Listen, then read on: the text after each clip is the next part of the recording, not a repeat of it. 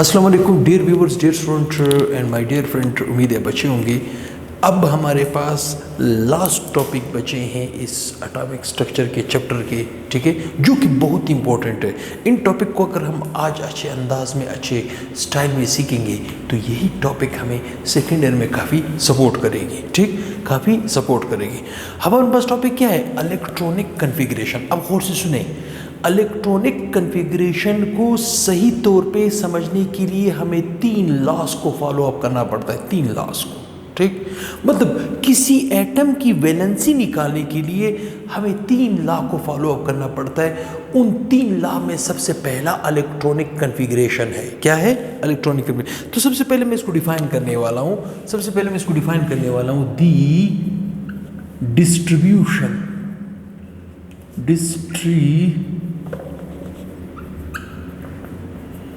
the distribution of electrons into shell, sub shell or orbitals is called electronic configuration। ठीक, किसी atom के अंदर, shell के अंदर, सब शेल के अंदर, ऑर्बिटल के अंदर जब आप एक इलेक्ट्रॉनों को अपने एक खास तरतीब से रखते हो, उस तरतीब का नाम है इलेक्ट्रॉनिक कन्फिग्रेशन। ठीक, उस तरतीब का नाम है इलेक्ट्रॉनिक। तो उस तरतीब को सीखने के लिए हमें एक रूल को फॉलो अप करना पड़ता है, उसे हम कहते हैं अबाव प्रिंसिपल। ठीक, अगर अबाव प्रिंसिपल हमारा क्लियर हुआ, इसके बाद पोली एक्सक्लूजन प्रिंसिपल है, उसे हम क्लियर करेंगे। फिर उसके बाद हुंड्स रूल। तो ये तीनों रूल अगर हमारे क्लियर होंगे तो यकीन जाने किसी एटम की वैलेंसी आपके लिए कभी कोई प्रॉब्लम नहीं बनेगी। ठीक, तो वैलेंसी को जानने के लिए हमें इलेक्ट्रॉनिक कन्फिग्रेशन अबाव प्रिंसिपल को सीखना पड़ेगा, पोली एक्सक्लूजन को सीखना पड़ेगा और हुंड्स रूल को सीख। तो आज हम पहला रूल सीखने वाले हैं, ठीक, जिसे हम कहते हैं अबाव प्रिंसिपल। ठीक, इसे हम बिल्डिंग अप रूल भी कहते हैं, क्योंकि अबाव जर्मन लैंग्वेज है, जर्मन जबान का लफ्ज है, जर्मन वर्ड है। ठीक है, इट मीन्स बिल्डिंग अप। ठीक, बिल्डिंग अप कॉमन सेंस की बात है। जब आप एक बिल्डिंग बनाते हो, ठीक, बिल्डिंग बनाने के लिए आप किस चीज़ का इंतखाब करते हो? दीवार का। दीवार के लिए आप किस चीज़ का इंतखाब करते हो? ईंटों का या कंक्रीट का। तो आपने कभी किसी मिस्त्री को देखा है कि वो दीवार बनाने के लिए ऊपर ईंट रख रहा है, फिर उसके नीचे ईंट रख रहा है? नहीं, पहले सबसे पहले ईंट को नीचे से रखा जाता है। नीचे पहला ईंट, दूसरा, मतलब कम एनर्जी से आयर आहिस्ता आहिस्ता आयर एनर्जी की तरफ जाता है। ठीक, तो यहाँ पे भी जब हम इलेक्ट्रॉनों को एटम के अंदर एक खास तरतीब से रखने की कोशिश करेंगे तो हम उस एटम के अंदर शेल के अंदर सब शेल की एनर्जी लेवल हमें मालूम होना चाहिए। अगर हमें एनर्जी मालूम है, अगर उस एनर्जी लेवल हमें मालूम है, तो उस एनर्जी लेवल की बुनियाद पर हम उसकी फीलिंग करेंगे और हमारे पास एक्यूरेटली इलेक्ट्रॉनिक कन्फिग्रेशन का एक ट्रिक और टेक्निक निकलेगा। ठीक, तो हमने पहले रूल कौन सा सीखना है? Aufbau principle. ठीक, aufbau is the German word, aufbau एक जर्मनी का जबान का लफ्ज है। दैट मीन्स बिल्डिंग अप, जिसका मतलब है बिल्डिंग अप, कि बिल्डिंग को खड़ा करे ऊपर की तरफ। Because of this it is also known as building up principle. इसका मतलब है कि इस बुनियाद पर हम इसे बिल्डिंग, क्या है? बिल्डिंग अप प्रिंसिपल भी कहते हैं। ठीक, बिल्डिंग अप प्रिंसिपल मतलब एक बिल्डिंग को बनाने का एक असूल। बिल्डिंग को बनाने का असूल, सबसे पहले असूल ये है कि आप कम एनर्जी से हायर एनर्जी की तरफ जाओगे। सेम रूल हम आपको यहाँ पे सिखाने वाले हैं। ठीक, अब सबसे पहले हम इसको डिफाइन करने वाले हैं। किसको? अबाव प्रिंसिपल को या बिल्डिंग अप प्रिंसिपल को हम डिफाइन करने वाले हैं। ठीक, द इलेक्ट्रॉन्स आर एडेड। सबसे पहले इलेक्ट्रॉन आप जमा करोगे टू सब शेल के अंदर सबसे पहले इलेक्ट्रॉन को जमा करोगे इन order of increasing energy level. ठीक, मतलब जैसे ही एनर्जी लेवल बढ़ेगी, जैसे ही सब शेल की एनर्जी, अगर एक सब शेल की एनर्जी कम है, दूसरी की ज़्यादा है, तो कम एनर्जी को सबसे पहले फील करोगे। जब मजीद इलेक्ट्रॉन होंगे तो फिर हायर सब शेल की तरफ मूव करोगे। खैर, ये सारी चीज़ें भी मैं आपको बताने वाला हूँ कैसे। The electrons are added to sub shells in order of increasing energy level. ठीक, इसी पॉइंट का एक्सटेंशन हम यहाँ पे और डिस्कस कर रहे हैं आपके पास। ठीक, ये इस पॉइंट को एक्सटेंड कर रहा है मजीद। ठीक, कि ऐसा क्यों करोगे कि आप किसी सबशेल के अंदर इलेक्ट्रॉन को जब जमा करोगे, दाखिल करोगे, इंटर करोगे, तो उनकी एनर्जी लेवल को बढ़ने, जैसे ही वो इनकी एनर्जी लेवल बढ़ेगी तो उसी हिसाब से आपने उसके अंदर इलेक्ट्रॉन रखने हैं। वही पॉइंट हम यहाँ पे मजीद आपको डिस्कस करके देंगे। इन अदर वर्ड, दूसरी जबान में अगर कोई स्टूडेंट इस वर्डिंग को नहीं समझा तो दूसरा लफ्ज भी वो आपको दे रहा है। In other word, the electrons are first placed in lower energy subshell. सबसे पहले जिस सबशेल की एनर्जी कम होगी, इलेक्ट्रॉन सबसे पहले उसमें फिल होगा, इलेक्ट्रॉन सबसे पहले उसमें फिल होगा। First placed in lower energy subshell. When low energy subshell are filled, जैसे ही आप लो एनर्जी सबशेल को फिल करोगे तो फिर किस चीज़ का नंबर आएगा, तो ऐसे सबशेल का नंबर आएगा जिसमें एनर्जी क्या हो जाएगी, बढ़ जाएगी। ठीक, when low energy subshell are filled then they are placed into the higher energy subshell. फिर आपने ज़्यादा एनर्जी लेवल को, मतलब जिस सबशेल की एनर्जी कम होगी सबसे पहले आपने उसको फिल करना है, उसको कंप्लीट करना है, उसके बाद आप हायर एनर्जी की तरफ मूव करोगे। ये आपको कौन बता रहा है, बिल्डिंग अप रूल, या जिसे हम प्रिंसिपल रूल कहते हैं। अब मसला स्टूडेंट के साथ ये है कि हमारे पास अगर दो सबशेल है तो हमें कैसे पता चलेगा कि किस सबशेल की एनर्जी कम है, किसकी ज़्यादा है, किसकी कम है, किसकी ज़्यादा है। तो उसके लिए हम एक रूल को फॉलो अप करते हैं, उसे हम कहते हैं N+L रूल। क्या कहते हैं, N+L रूल। ये जो N+L रूल है ये आपको एटम के शेल के अंदर सबशेल की एनर्जी लेवल को फाइंड आउट करके देगा, according to above rules, according to building up principle. ठीक, N+L रूल से आप सबशेल की एनर्जी निकाल सकते हो। कैसे भी मैं बताऊंगा, वन बाय वन बताऊंगा आपको।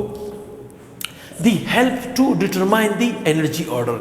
N+L रूल आपको मदद करेगा कि आपके पास जो सबशेल अवेलेबल है उसमें कौन से सबशेल की एनर्जी कितनी है और क्या कम है या ज्यादा है। If the value of two or more subshells are same, अगर N+L रूल की मदद से आपने दो सबशेल्स को रखा और उनमें से, अब फर्ज करें मैं यहाँ पे दो सबशेल ले रहा हूँ, जैसे ये है एक ये है। ठीक, जैसे एक ये देखिए, मैंने लिया 2p एक सबशेल लिया, दूसरा मैंने लिया 3s। ठीक, क्या लिया, 3s। अब मुझे कैसे पता चलेगा कि इस सबशेल की एनर्जी कम है या इसकी? जिसकी एनर्जी कम होगी सबसे पहले इलेक्ट्रॉन उसमें रखे जाएंगे। अगर इन दोनों की एनर्जी लेवल बराबर निकली N+L रूल के मुताबिक, तो फिर उसमें इलेक्ट्रॉन जाएगा जिसका n छोटा होगा। देखिए N+L में n पहले आता है। ठीक, अब गौर से सुने, ये जो आपके पास N+L है, ये जो N+L है, इसमें मैं यहाँ पे थोड़ा सा आपको ये पॉइंट बता दूं कि n का मतलब क्या है। n का मतलब है नंबर ऑफ शेल।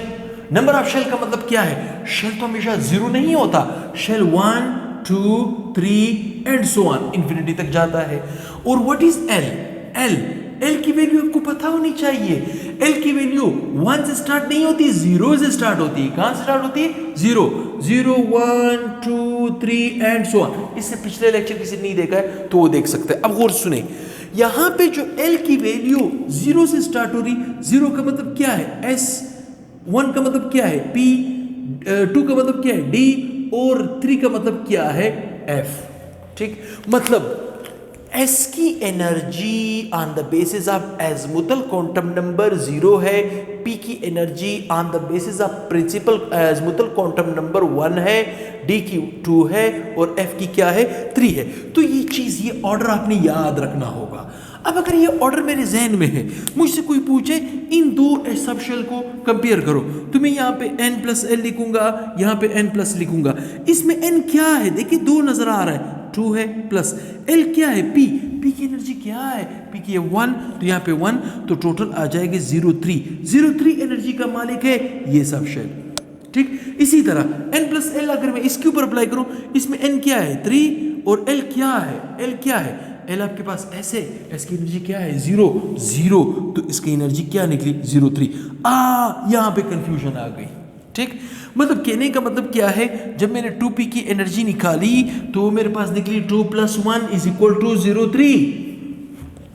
जब मैंने 3s की एनर्जी निकाली तो मुझे निकली 3 + 0 = 0 3। अब मेरे पास कंफ्यूजन है कि सर ये भी सब शेल है, ये भी सब शेल है, इन दोनों की एनर्जी लेवल तो n+l रूल के मुताबिक सेम आ रही है। तो मैं पहले उस सब शेल को फिल करूंगा जिसका n छोटा हो। देखिए इस सब शेल में, इस सब शेल में n किसका छोटा है? n इसका छोटा है।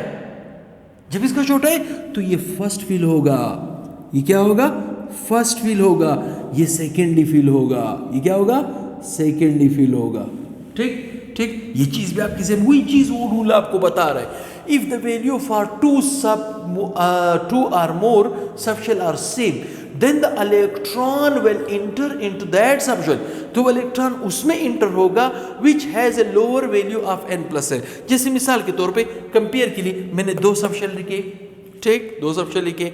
इस सबशेल की n+l के मुताबिक ये एनर्जी निकल रही है, इस सबशेल की n+l के मुताबिक ये निकल रही है। अब मैंने 2 शेल और लिए, 2 सबशेल और लिए, ताकि मैं दो एग्जांपल दूं ताकि आपको समझ आए। ठीक, अब देखिए अगर मैं 3p सबशेल और 4s सबशेल, अब और सुने ये क्या है? ये आपके पास जनाब सबशेल्स कंसिडर किए जाते हैं। क्या चीज? सबशेल्स। ठीक, सबशेल्स।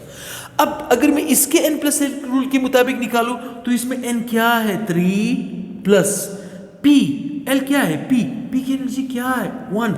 तो ये आ जाएगा 1 = 0.4। इसकी एनर्जी क्या निकलेगी? 0.4। अब इसमें n क्या है? 4 प्लस, ठीक, l क्या है? s की एनर्जी क्या है? 0 आपके पास क्या आएगा? 0.4। अब फिर वही कंफ्यूजन है।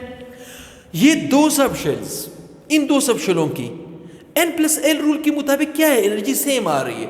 जब सेम आ रही है तो कौन फर्स्ट जाएगा? पहले, मतलब पहले किसको फिल किया जाएगा? इसको या इसको? डेफिनेटली इसको। क्यों? क्योंकि इसका n छोटा है।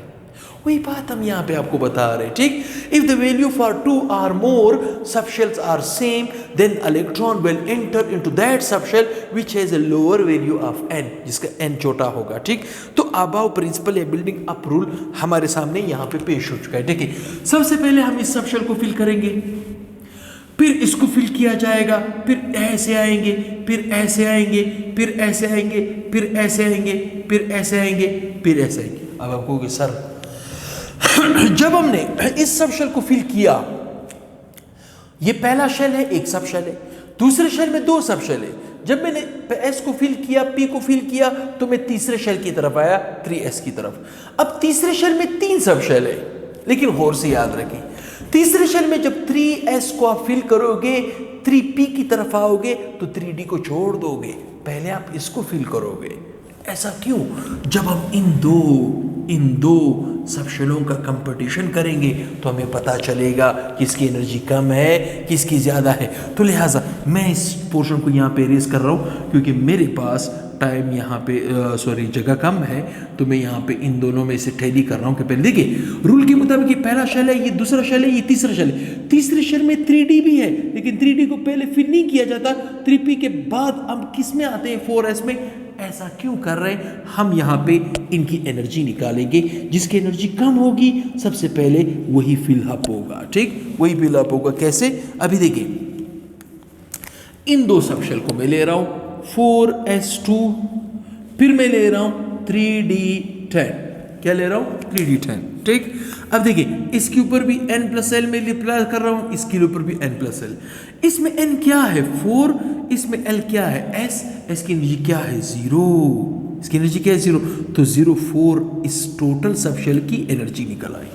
ठीक, इसी तरह n+l अगर मैं इस सबशेल के ऊपर अप्लाई कर दूं तो इसमें n क्या है? 3 और l क्या है? d की एनर्जी क्या है? 2। तो ये आपके पास बनेगा 0.5। इसका मतलब क्या हुआ? इसका मतलब ये हुआ कि ये सबशेल की एनर्जी है 0.4 और इस सबशेल की एनर्जी है 0.5। किसकी एनर्जी कम है? 4s की। किसकी ज्यादा है? 3d की। तो रूल के मुताबिक हमें 3d सबशेल के अंदर इलेक्ट्रॉन को नहीं रखना, पहले इसको फिल करना है। जब हम इसको फिल करेंगे, इसमें 2 इलेक्ट्रॉन के 2 इलेक्ट्रॉन आ जाएंगे, तब हम पीछे जाएंगे रिवर्स ऑर्डर में। मतलब फिर हम वापस वो जो तीसरे शेल के अंदर हमने तीसरा d छोड़ा था, तीसरा सबशेल d छोड़ा था, फिर उसको फिल किया जाएगा। उसके बाद देखो एरो बता रहा है, इस पे आए, अब अगर देखा जाए चौथे शेल में 4d भी है, लेकिन आपने 4p में 6 इलेक्ट्रॉन रखने के बाद वहां पे नहीं जाना, नीचे आना, ऐसा क्यों? फिर आप टैली कर सकते हो दो चीजों को, दो एनर्जी को फिर टैली कर सकते हो। इसका कंपटीशन इसके साथ करा सकते हो, इसका कंपटीशन इसके साथ करा सकते हो। तो चलो कंपटीशन करके चेक करते हैं कि किसकी एनर्जी कम है, किसकी ज्यादा है। देखिए जब मैंने 3d में इलेक्ट्रॉन रखे, मैं कहां पे आया? 4p में। 4p के बाद मुझे 4d की तरफ जाना चाहिए, लेकिन मैं कहां पे आ रहा हूं? 5 पे। देखिए 5s2 में मैं क्यों आ रहा हूं और 4d10 में मैं क्यों नहीं जा रहा हूं? ठीक, तो मैं इसके ऊपर भी n+ अप्लाई करूंगा, n+l अप्लाई करूं। इसमें n क्या है? 5, इसमें l क्या है? s की एनर्जी क्या है? 0। तो टोटल एनर्जी क्या निकली? 0.5। इस सब शेल की क्या एनर्जी निकली? 0.5। अब इसमें देखिए, इसमें n क्या है? 4, l क्या है? d की एनर्जी क्या है? d की एनर्जी है 2, तो ये आ जाएगा 0.6। क्या आ जाएगा? 0.6। कहने का मतलब क्या है कि इस सब शेल की एनर्जी है 0.5, इस सब शेल की एनर्जी है 0.6। किसकी एनर्जी कम है? 5s की। किसकी एनर्जी ज्यादा है? तो पहले इस 5s2 दो इलेक्ट्रॉन इसमें फिल किए जाएंगे। वही तो एरो आपको बता रहा है कि 4p में इलेक्ट्रॉन रखने के बाद 4d में नहीं जाना, कहां पे आना है? 5s में। क्यों? इसकी एनर्जी कम है। जब आप इसको फिल करोगे तो वापस जो आपने 4d छोड़ा है u आओगे। तो इसको देखते हुए हम इसके ऊपर एक पोएम भी बना सकते हैं। अब प्रैक्टिस के लिए मैं अभी आगे आपको प्रैक्टिस करवाऊंगा अगले लेक्चर में। जस्ट मैं आपको ये बताता चलूं कि अबाव रूल के इस पैटर्न को आपने फॉलो अप करना है इलेक्ट्रॉनिक कन्फिगरेशन करते वक्त। ठीक, तो अगर इलेक्ट्रॉनिक कन्फिगरेशन पे आपकी गिरफ्त है, पोल एक्सक्लूजन पे गिरफ्त है और इंट्रूजन पे गिरफ्त है, तो आपके सामने एटम की वैलेंसी बच्चों का खेल हो जाएगा। ठीक, तो लिहाजा हम इसको इस तरह याद रख सकते हैं, school, public school, divisional public school, federal divisional public school. मैं दूसरे लेक्चर के साथ बहुत ही जल्द आ रहा हूँ, किसी स्क्रीनशॉट लेना हो तो वो ले सकता है। इसी के ऊपर मैं कुछ ना कुछ एटमों की इलेक्ट्रॉनिक कन्फिगरेशन आपको करके दूंगा। जब मैं इलेक्ट्रॉनिक कन्फिगरेशन आपको करके दूंगा तभी जाके आपके जहन में बैठेगा कि यहाँ पे हमने सबसे पहले उस सब शेल को फिल करना है जिसकी एनर्जी कम होगी या जिसका n+l के रूल के मुताबिक एनर्जी की वैल्यू कम होगी। ठीक, तो दुआ में याद रखें, बहुत ही जल्द इंशाल्लाह नेक्स्ट लेक्चर के साथ प्रैक्टिस के साथ हाजिर होऊंगा। चैनल को ज़्यादा से ज़्यादा शेयर करें, ज़्यादा सब्सक्राइब करें और दुआ में याद रखें इंशाल्लाह कि कोर्स बड़ा ईजी और बड़ा आसान होता जा रहा है। अल्लाह हाफ़िज़।